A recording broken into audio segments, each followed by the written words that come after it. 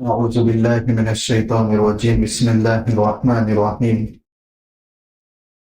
کل سورہ بقرہ اور سورہ آل عمران کے درمیان کتنا گہرا ربط ہے وہ تفصیل آپ کے سامنے آئی ہے، اور سورہ آل عمران کی شروع کی 83 آیات میں نجران کے عیسائیوں سے جو اللہ کے نبی صلی اللہ علیہ وسلم کا مناظرہ ہوا ہے وہ بھی آپ کے سامنے آیا تھا۔ سورہ آل عمران میں چند واقعات ہیں جو بہت عجیب ہیں۔ ان میں ایک واقعہ حضرت مریم علیہ السلام کی پیدائش کا ہے کہ ان کی والدہ حضرت حنہ بنت فاقوس اور ان کے والد حضرت عمران جو بیت المقدس کے امام تھے وہ لا ولد تھے۔ انہوں نے دل کے گہرائیوں سے اللہ تعالیٰ سے دعا کی کہ اللہ اگر ہماری گود ہری بھری ہو جاتی ہے اور لڑکا ہمیں ملتا ہے تو بیت المقدس کے لیے ہم اس کو آزاد کر دیں گے۔ یہ منت مانی تو اللہ تبارک و تعالیٰ نے امید پیدا فرما دی، لیکن ہوا یہ کہ جب بچے جننے کا وقت آیا تو لڑکے کے بجائے لڑکی کو جنا۔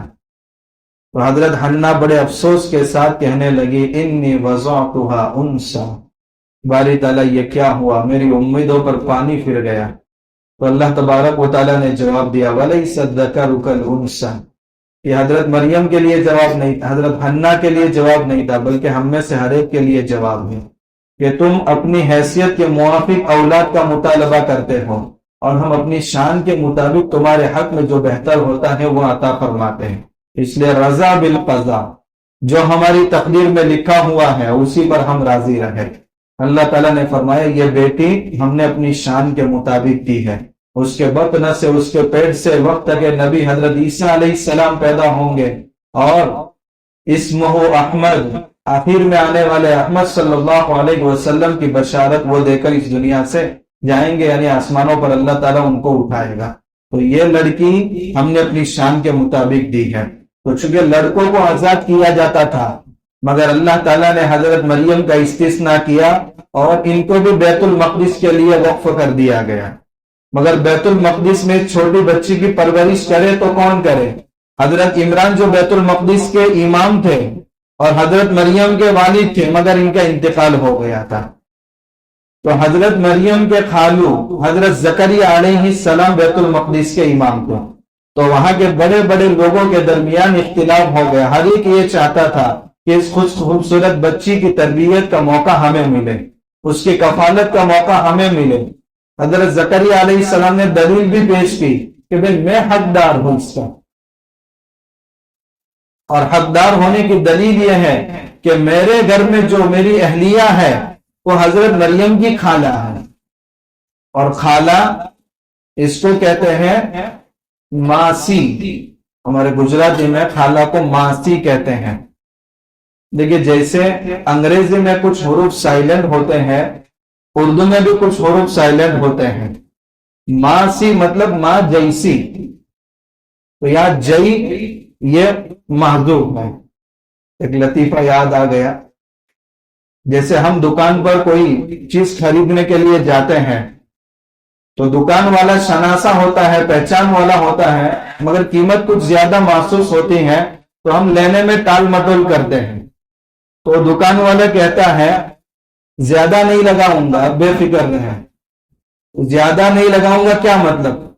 یا کچھ سائلنٹ ہے، آپ سمجھ رہے قیمت سائلنٹ ہے، قیمت سائلنٹ نہیں، چونا سائلنٹ ہے، آپ کو زیادہ چونا نہیں لگاؤں گا، آپ بے فکر رہے۔ تو اردو میں بھی کچھ حروف سائلنٹ ہوتے ہیں۔ بچی کی جب رخصتی ہوتی ہے تو سسرال والے داماد کو کہتے ہیں خیال رکھنا، مطلب ہماری بیٹی کا نہیں، اپنا خیال رکھنا، یہ طوفان تمہارے حوالے کیا جا رہا ہے، موت تک اپنا خیال رکھنا۔ تو کچھ حروف اردو میں بھی سائلنٹ ہوتے ہیں۔ تو ماں سی یہاں بھی جئی سائلنٹ ہے۔ تو حضرت زکریا علیہ السلام نے کہا کہ ماں کے بعد خالہ کا نمبر ہے تو یہ مریم میری کفالت میں رہے گی، مگر سب نے ماننے سے انکار کر دیا۔ چنانچہ پورا اندازی طے ہوئی کہ جس کا قلم پانی کی مخالف سمت میں جائے گا وہ اس کا حقدار ہوگا۔ ہر ایک نے اپنے اپنے قلم ڈالے اور سارے قلم پانی کے موافق بہہ رہے تھے، مگر حضرت زکریا علیہ السلام کا قلم پانی کی مخالف سمت میں بہہ رہا تھا اور گویا ان کے حق میں کھلا۔ چنانچہ حضرت مریم ان کی پرورش میں آ گئی، لیکن یہ جب دعوت کے لیے جاتے تھے تو حضرت مریم کو بند کمرے میں بند کر کے ہی جاتے تھے۔ ایک مرتبہ اتفاق ایسا ہوا کہ جب اپنے مشن سے فارغ ہو کر کے آئے اور دروازہ کھولا تو دیکھا کہ حضرت مریم کے سامنے بے موسم پھل رکھے ہوئے، ایک تو پھل ہے وہ بھی بغیر موسم کے، اور مقفل کمرے میں، بند کمرے میں، جس کو قفل اور تالا لگا ہوا ہے۔ انا لکی ھذا، تو حضرت مریم سے پوچھا یہ کہاں سے آئے ہیں؟ تو حضرت مریم نے کہا وہ من عند اللہ، یہ اللہ کی طرف سے ہے۔ ان اللہ یرزق من یشاء بغیر حساب، اللہ جس کو چاہتا ہے بے حساب روزی چھت پھاڑ کر کے دیتا ہے۔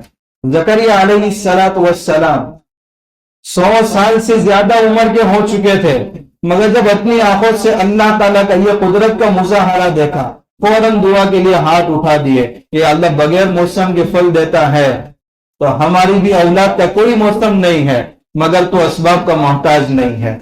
اللہ تعالیٰ نے ان کی یہ دعا قبول فرما لی اور بیٹے کی بھی بشارت دے دی، بیٹے کا نام بھی بتا دیا اور 4 وصف بھی ساتھ میں بتا دیے کہ بیٹا ہم دیں گے، اس کا نام یحییٰ ہوگا اور اس 4 اوصاف کا مالک ہوگا۔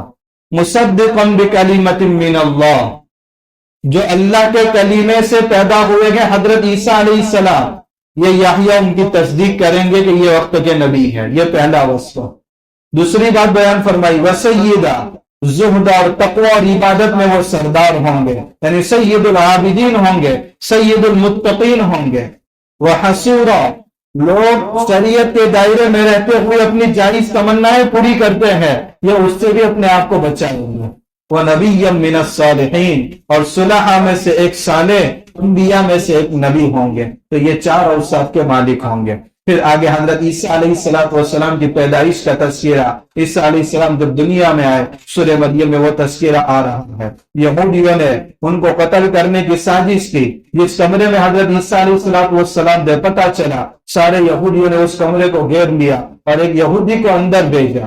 اللہ تعالیٰ نے حضرت عیسیٰ علیہ السلام کو اسی وقت آسمان کی طرف زندہ اٹھا لیا۔ اب جب یہ یہودی باہر آ رہا ہے تو یہودیوں سے کہہ رہا ہے کہ اندر حضرت عیسیٰ نہیں ہے۔ ایک روایت کے مطابق اللہ تعالیٰ نے اسی کی شکل حضرت عیسیٰ علیہ السلام کے مشابہ بنا دی، تو یہودی سمجھے کہ یہی عیسیٰ ہے، تو اپنے ساتھی کو ہی قتل کر دیا۔ اللہ تعالیٰ فرماتے ہیں وَمَكَرُوا وَمَكَرَ اللَّهُ، ایک حضرت عیسیٰ علیہ السلام کے خلاف ان کی تدبیریں تھیں اور ایک اللہ کی تدبیر تھی، وَاللَّهُ خَيْرُ الْمَاكِرِينَ، اور اللہ ہی کی تدبیریں غالب رہتی ہیں اور بہترین ہوتی ہیں، لیکن بندے کو سمجھ میں نہیں آتی۔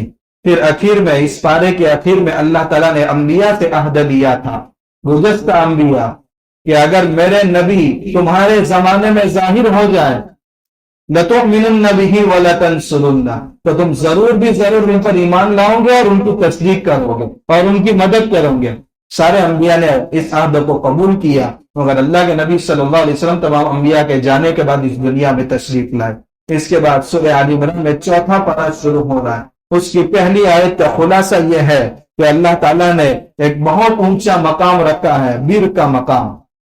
اس مقام تک پہنچنے کے لیے انسان اپنی محبوب چیز کی قربانی پیش کرے، محبوب کو خوش کرنے کے لیے محبوب کی قربانی پیش کرے، تو وہ انسان اللہ کے وہاں جو بر کا مقام ہے، لن تنالوا البر حتی تنفقوا مما تحبون، بر کے اونچے مقام تک ہرگز نہیں پہنچ سکتے یہاں تک کہ تم اپنی پسندیدہ چیز کو اللہ کی راہ میں خرچ کرو۔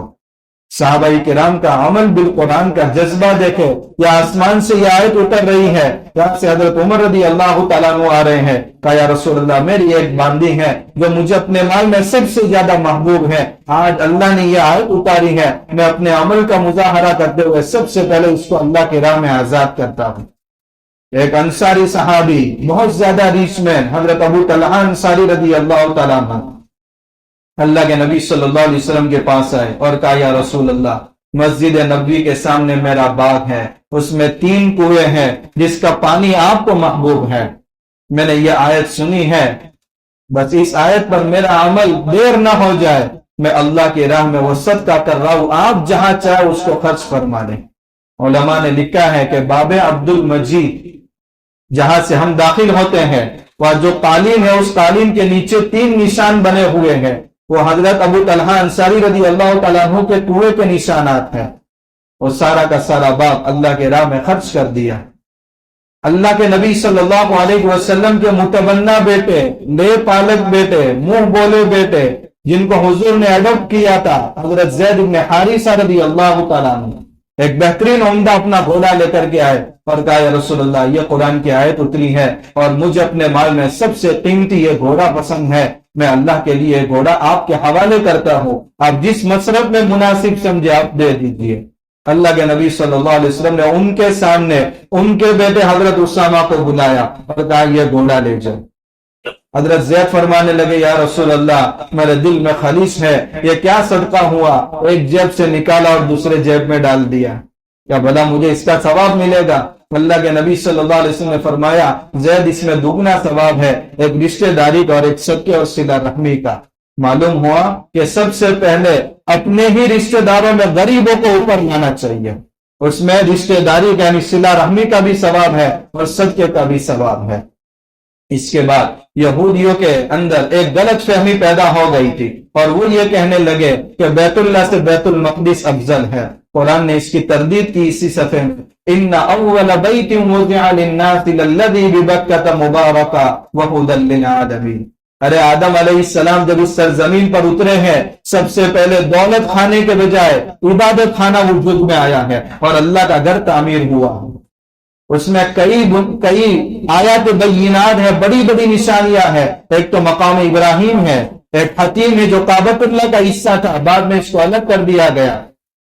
زمزم کا چشمہ وہی بیت اللہ کے اندر ہی پھوٹ رہا ہے، اور جو شخص حدود حرم میں داخل ہو جائے اس کو امن نصیب ہو جائے. یہ چیزیں بیت المقدس پر بیت اللہ کی فضیلت کے لیے کافی ہے. اور ہمیں بھی حکم دیا گیا کہ جو گھر اللہ کے حکم سے تعمیر ہوا، جس گھر کا نقشہ حضرت جبرائیل علیہ السلام نے تیار کیا، جس گھر کے معمار اول خلیل اللہ حضرت ابراہیم علیہ السلام ہے، اور ان معمار کے معاون مسجد ذبیح اللہ حضرت اسماعیل علیہ السلام ہے، تمہاری طاقت ہے کہ وہاں تک پہنچ سکو تو تم ضرور حج کرو. بلکہ اللہ کے نبی صلی اللہ علیہ وسلم نے فرمایا جس کو حج کی طاقت ہے اور اس نے زندگی میں حج نہیں کیا، مجھے کوئی پرواہ نہیں ہے کہ وہ یہودی ہو کر مرے یا عیسائی ہو کر کے مرے. کیوں؟ اس لیے کہ یہودی اور عیسائی بیت اللہ کا طواف نہیں کرتے، حج نہیں کرتے.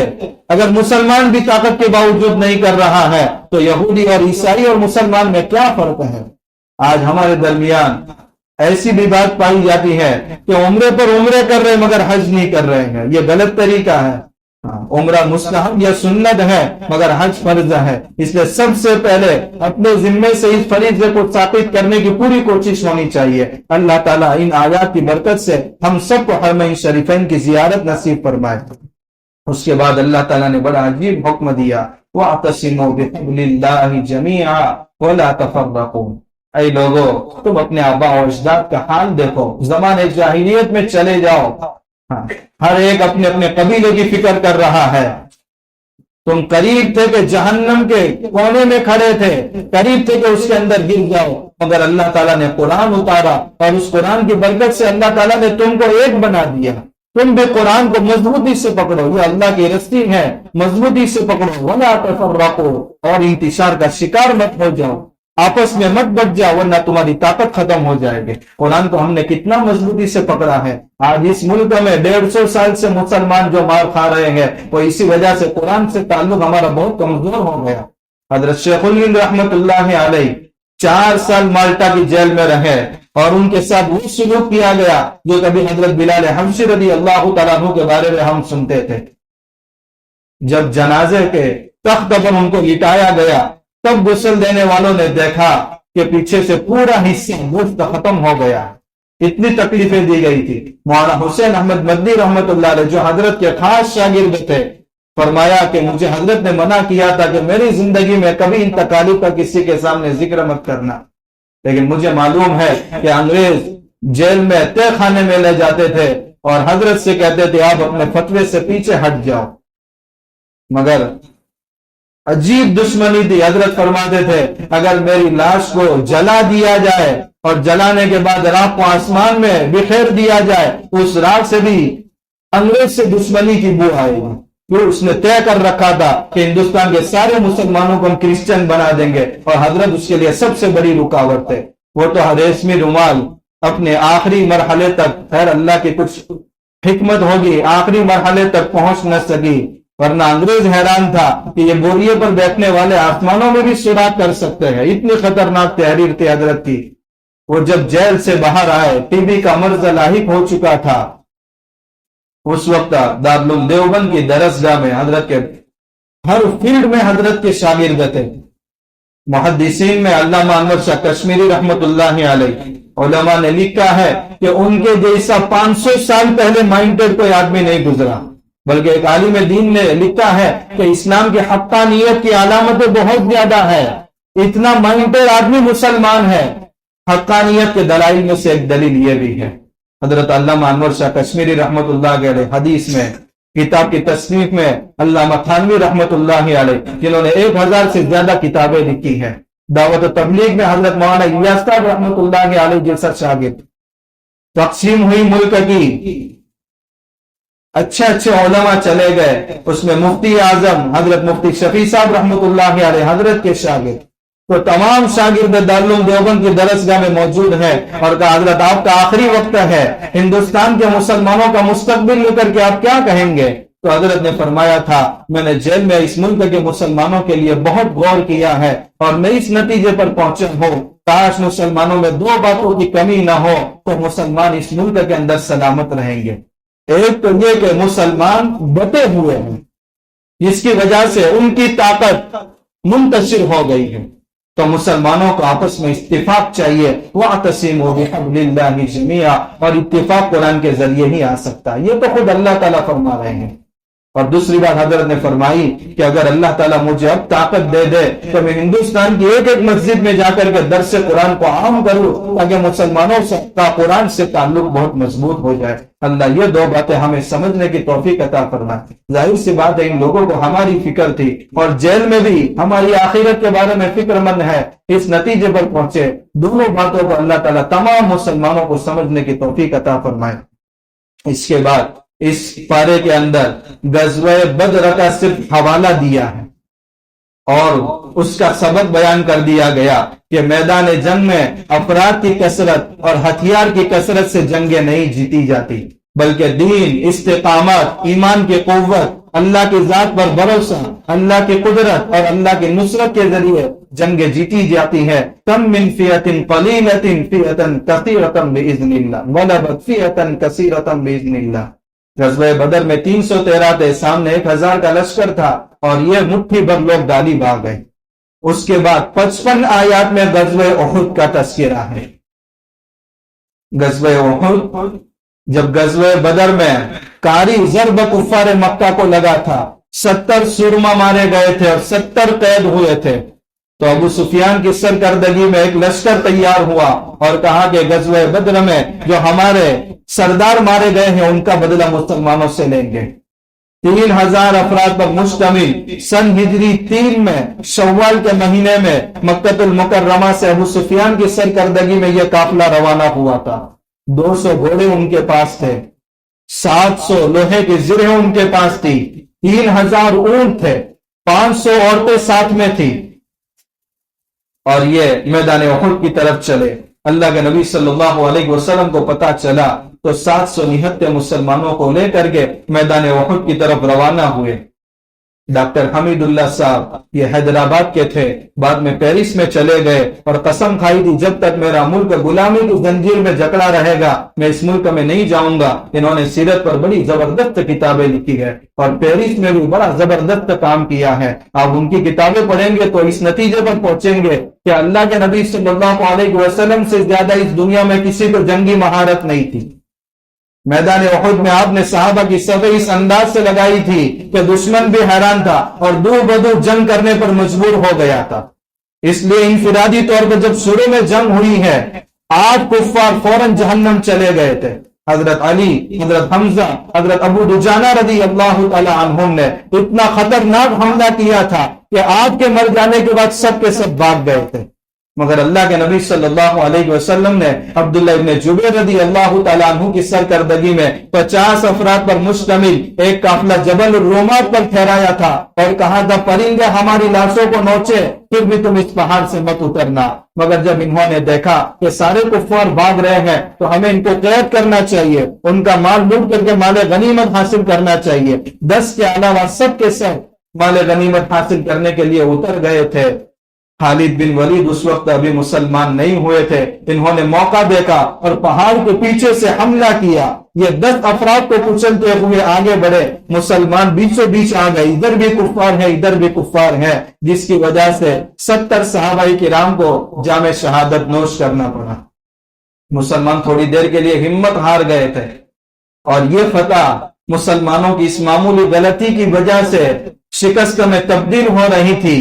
اگر اللہ تبارک و تعالی یہ نہ چاہتا تو یہ کفار کا لشکر مسلمانوں کا خاتمہ کر دیتا، مگر ابو سفیان آدھی فتح حاصل کرنے کے بعد خوشی میں مکہ کی طرف روانہ ہو گئے۔